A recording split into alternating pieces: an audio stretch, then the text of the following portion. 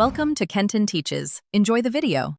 In this video, I will explain how to study LSAT reading comprehension. Begin by understanding the structure of this section. You'll face 4 passages, each with several questions, testing your ability to grasp complex arguments and information. Familiarize yourself with the types of questions asked, such as main idea, inference, and specific detail questions.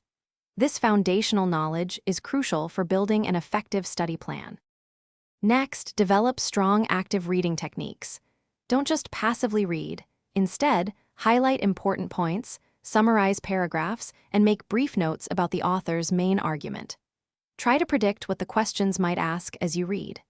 This proactive approach helps you retain information and understand the passage structure more deeply, saving valuable time when answering questions.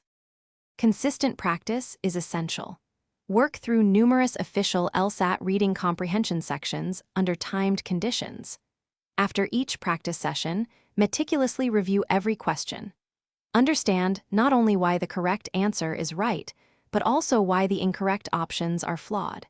Maintain an error log to identify patterns in your mistakes, allowing you to target specific areas for improvement.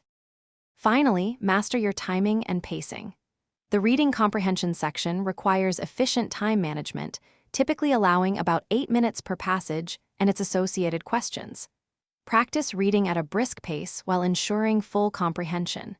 If a question is proving too difficult, make an educated guess and move on, returning to it later if time permits.